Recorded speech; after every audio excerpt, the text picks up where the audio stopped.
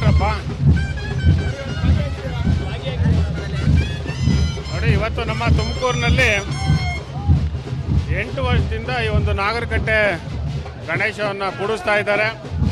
So ಇವತ್ತು ವಿಜೃಂಭಣೆಯಿಂದ ಈ ಒಂದು ಕಾರ್ಯಕ್ರಮವನ್ನು ಮಾಡ್ತಾ ಇದ್ದಾರೆ. ಸೊ ಅದರಿಂದ ನಾನು ಇವತ್ತು ಗಣೇಶಕ್ಕೆ ಪೂಜೆಗೆ ಬರಬೇಕಿತ್ತು, ಪೂಜೆಗೆ ಬರೋಕ್ಕಾಗಿಲ್ಲ. ಸೊ ವಿಸರ್ಜನಾ ಕಾರ್ಯಕ್ರಮಕ್ಕೆ ಬರ್ತೀನಿ ಅಂತ ಹೇಳಿದ್ದೆ. ಆದ್ದರಿಂದ ನಾನು ಆ ವಿಸರ್ಜನಾ ಕಾರ್ಯಕ್ರಮಕ್ಕೆ ಇವತ್ತು ಭಾಗವಹಿಸಿದ್ದೆ. ನೋಡಿ, ಹಾಸನಲ್ಲಿ ನಿನ್ನೆ ಘಟನೆ ಆಗಿರೋದು ನಾನು ಮೀಡಿಯಾ ಮುಖಾಂತರ ಮಾತಾಡಿದೆ. ಬೆಳಿಗ್ಗೆ DC ಅವ್ರಿಗೂ ಮತ್ತು SP ಅವ್ರಿಗೂ ಇಬ್ಬರಿಗೂ ಮಾತಾಡಿದ್ದೀನಿ. ಸೊ ಅದರಿಂದ ಅದಾಗಿರೋವಂಥದ್ದು ವಿಷಾದ. ಯಾಕಂದರೆ ಗಣೇಶನ ವಿಸರ್ಜನಾ ಮಹೋತ್ಸವ ಟೈಮಲ್ಲಿ ಅದು ಏನಕ್ಕಾಯಿತು ಅನ್ನೋದಕ್ಕಿಂತ ತನಿಖೆ ಮುಖಾಂತರ ಗೊತ್ತಾಗಬೇಕು. ಬಟ್ ಆದರೆ ಆಗಿರೋವಂಥದ್ದು ಮತ್ತು 8-9 ಜನ ಏನು ಸತ್ತಿದ್ದಾರೆ ಅವ್ರಿಗೆ ಸರ್ಕಾರದ ವತಿಯಿಂದನೂ 5-5 ಲಕ್ಷ ಈಗಾಗಲೇ ಅನುದಾನವನ್ನು ಮುಖ್ಯಮಂತ್ರಿಗಳು ಬಿಡುಗಡೆ ಮಾಡಿದ್ದಾರೆ. ಸೊ ಇದು ಆಗಬಾರ್ದಿತ್ತು, ಆಗಿದೆ. ಆದರೆ ಮುಂದೆ ಆ ಥರ ಆಗ್ದಲೇ ಇರೋ ರೀತಿಯಲ್ಲಿ ಮುತುವರ್ಜಿ ವಹಿಸಬೇಕು ಅಂತ ನಾನು ಇಡೀ ರಾಜ್ಯದಲ್ಲಿ ಎಲ್ಲ ಪೊಲೀಸ್ ಅಧಿಕಾರಿಗಳಿಗೆ ನಾನು ವಿನಂತಿನ ಮಾಡ್ಕೊತೀನಿ.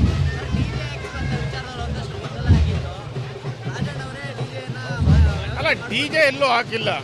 ಈಗ ಅದು ನಾವು ಪೊಲೀಸವ್ರಿಗೆ ಬಿಟ್ಟಿರ್ತೀವಿ, ಆಯ್ತೇನಪ್ಪ. ನೆನ್ನೆ ಚಿತ್ರದುರ್ಗದವ್ರು ಏನೋ ಮುಂಚೆ ಇಲ್ಲ ಅಂತ ಹೇಳಿದ್ರು, ಈಗ ನಾವು 3-4 ಜನ ಪರ್ಮಿಷನ್ ಕೊಟ್ಟಿದ್ದಾರಂತೆ.